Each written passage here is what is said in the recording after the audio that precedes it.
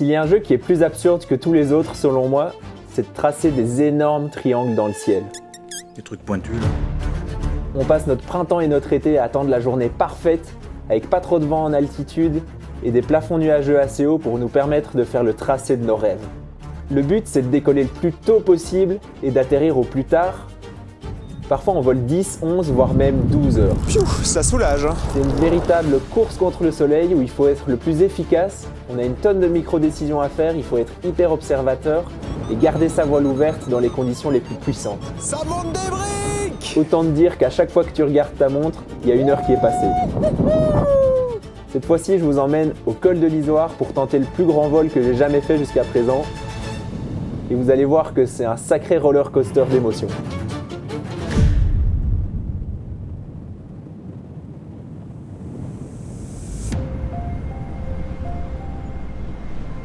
Le col de l'Izoard, c'est devenu en quelques années la Mecque des gros triangles.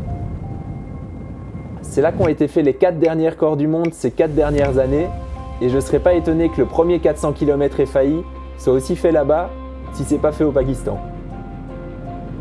Faut dire que le spot est particulièrement bien choisi. On part de l'est et on va vers l'ouest le matin, avant que la brise se mette en place. Et puis en milieu de journée, on fait demi-tour et on fait les 2 dernières branches poussées par la brise générale qui entre sur les Alpes et qui nous aide pendant tout le restant de la journée. Et en plus de ça, on tape que des faces ouest l'après-midi, ce qui fait qu'on a toujours face à nous des faces ensoleillées.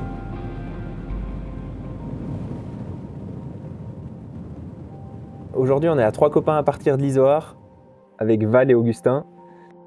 Et voilà, là on se rapproche de l'Italie. Cette ligne, elle est quand même vachement efficace. Si tu te mets bien à l'aplomb de la crête, c'est quasi du cheminement tout le long. Il n'y a pas beaucoup besoin d'enrouler. Et là, je fais mon point le plus à l'est. Avant de partir vers l'ouest, je suis un petit peu bas, mais je retrouve vite un thermique qui me remonte fort, qui me permet de reprendre la bonne ligne et de filer vers l'ouest. J'ai un peu fait le con aujourd'hui parce que j'ai eu des problèmes de batterie externe. Du coup, mon téléphone tombe vite à plat et j'ai plus aucune nouvelle des autres avec qui je vole. On se perd vite quand c'est comme ça. Je passe au-dessus de la vallée de la Durance et je vais vers Val-Louise. Yeah, on arrive dans les écrans!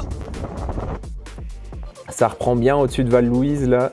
On peut filer au cœur des écrins. Les plafs sont quand même vachement bons. Aujourd'hui, on a quasi 4000 mètres. Et on a bien besoin de ça parce que pour passer au-dessus des bancs, il nous faut au moins 3005, 3006. C'est trop stylé.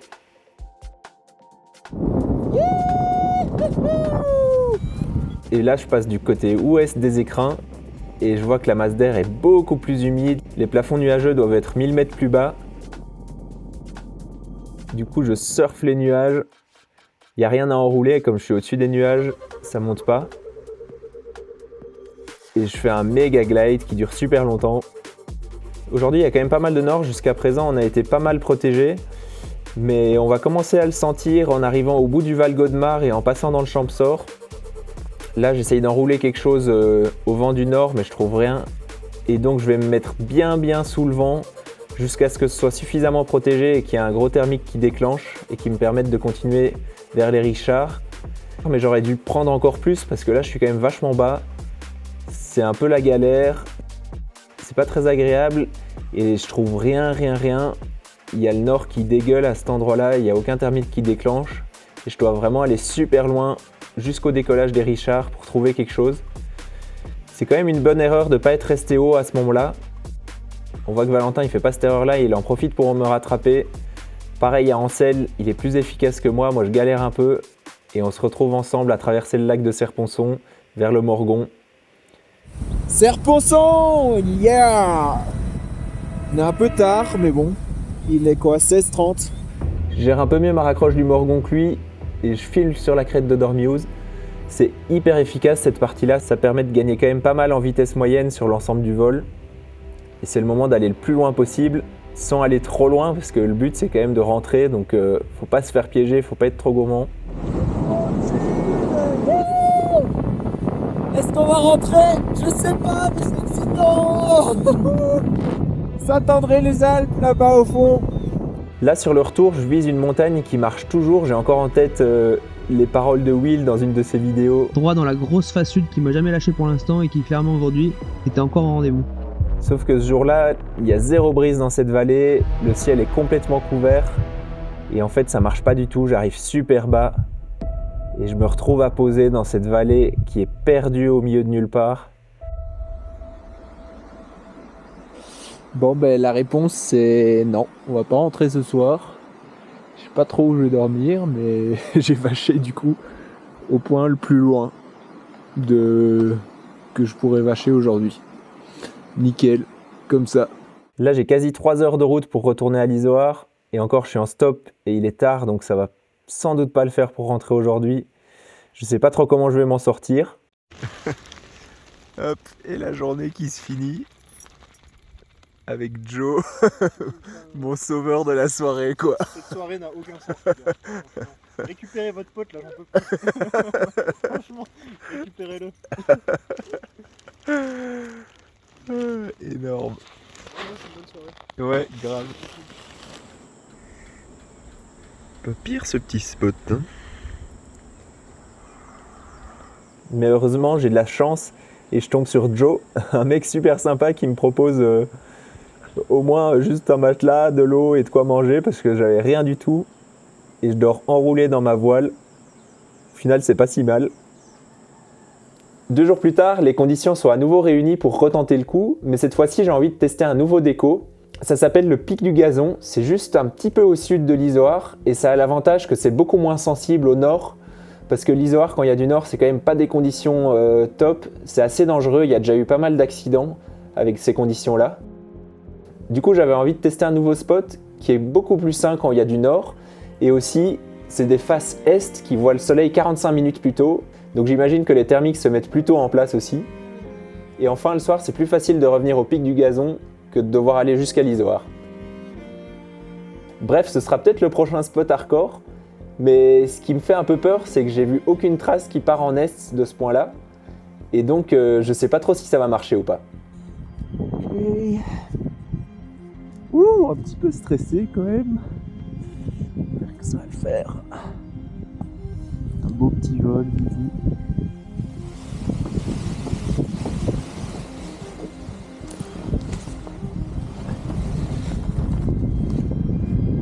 Et c'est parti.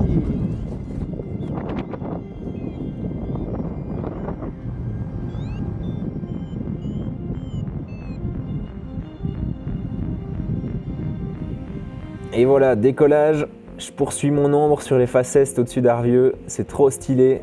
C'est assez excitant parce que c'est un endroit où il n'y a pas grand monde qui vole. C'est rarement fait en vol alors que tout autour, il y a tout qui a été fait. Du coup, j'ai un peu l'impression d'ouvrir une ligne, même s'il y a sans doute d'autres gens qui y sont déjà passés, mais c'est l'impression que ça me donne. Et voilà, on arrive à l'Izoard. Et les gens, ils ont encore rien fait. Moi, j'ai 7 kills. Ça, c'est bon, ça. Eh, mais c'est bon ça! Sauf qu'au moment où j'éteins la caméra, je chie dans la colle comme on dit et je repeins complètement la montagne de Clos-la-Cime. Je perds une quarantaine de minutes à essayer de m'extraire. On est sous le vent du nord et c'est pas facile, il y a des rafales qui rentrent d'un côté et de l'autre, c'est vraiment merdique. Finalement j'y arrive et j'atteins la frontière italienne. On voit super bien la différence entre les deux masses d'air là. Côté italien, c'est souvent comme ça, la nebbia, comme on dit. C'est une masse d'air beaucoup plus humide du fait de la proximité avec la Méditerranée, alors que dans le Queyras, c'est hyper sec, avec des plages beaucoup plus hauts. En repassant à l'Izoard, c'est de nouveau un peu compliqué avec le nord qui s'engouffre bien, mais heureusement, j'arrive rapidement à ressortir, à filer de nouveau sur Val-Louise, les écrins, les bancs, où je gère un peu moins bien qu'avant-hier, et je dois faire demi-tour pour rechoper un thermique et faire un bon plaf pour passer les bancs. Et en passant dans le Val Godemar, la bonne surprise c'est que les plafs ils sont quand même quelques centaines de mètres plus haut qu'avant-hier et ça me permet d'avancer plus vite, moins contré par la brise. Je vais jusqu'au Grain de Saint-Maurice, mon point le plus à l'ouest, avant de filer vers le sud. Là de nouveau, je vais bien chercher sous le vent pour aller choper ce thermique, parce qu'il y a de nouveau du nord. Et cette fois-ci, je fais pas l'erreur. Je reste assez au-dessus des crêtes pour arriver au Richard, prendre direct un thermique et filer en selle. J'essaye vraiment de rattraper mon retard parce qu'au début du vol, j'ai quand même été pas très efficace. Et si je veux boucler les 250 km aujourd'hui, il va falloir que je prenne des bonnes décisions et que je vole bien. Cette raccroche, je pense, c'est une de mes préférées, juste sous la face nord du Morgon. C'est la brise qui tape dans la face et qui nous permet de remonter. Il y a souvent un gros thermique qui nous attend là. C'est super improbable dans une face nord. Et ce qui est trop stylé, c'est qu'il y a plein de randonneurs qui t'attendent au sommet et qui te voient débarquer. T'as l'impression d'être dans un ascenseur, c'est excellent.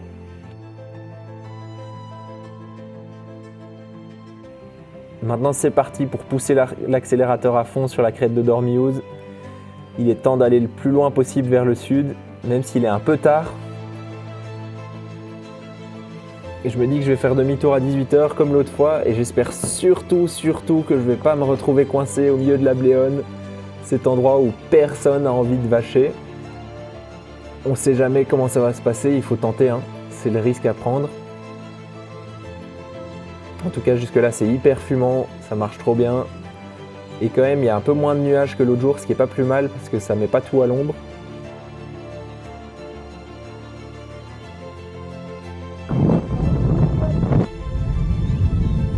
Doucement! Je suis pas chaud y retourner!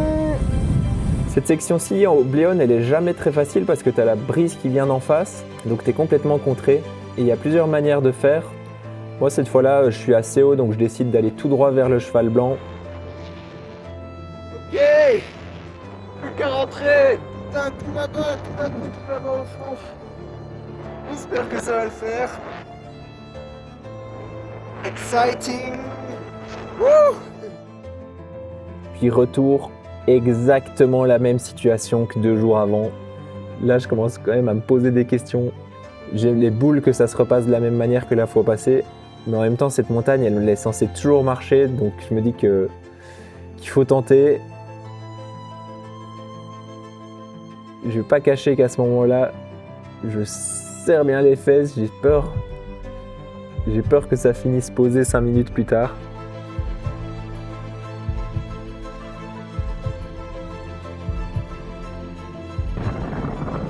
Que l'autre jour, j'étais pas pareil, et cette fois-ci elle a l'air de marcher. Oh yeah! Je vais reprendre les commandes quand même. Ah là, c'est le soulagement, hein. Il n'y a plus qu'à se laisser glisser sur cette crête qui marche ultra bien aujourd'hui. Je suis au 2e barreau tout le long. D'embrun là, nouveau au-dessus du lac des Serponçons. Dans les lumières du soir, j'adore cette partie-ci. C'est un peu la fin facile après la journée épuisante. C'est ouf, c'est un endroit un peu unique dans les Alpes où tu peux te faire pousser comme ça, tu fais du soaring de face en face pendant 50 km. C'est vraiment pas très dur, c'est assez relaxant. Il faut juste pas se mettre dans les dégueulantes derrière les montagnes. Et puis j'arrive à Catinat, la montagne au-dessus de Guillestre qui marche toujours ultra bien au coucher de soleil. Je me rapproche le plus possible du pic du Gazon pour boucler le vol au mieux possible avant de me diriger vers Val-Louise où il y a les potes qui m'attendent. 11 heures de vol. C'est un truc de fou. Putain, j'ai eu tellement les boules de pas rentrer là au milieu de la Bléone comme l'autre fois. Et finalement, je rentre et même un peu plus, je rejoins les copains à Val-Louise. Trop content. Sacrée journée. Sacrée journée.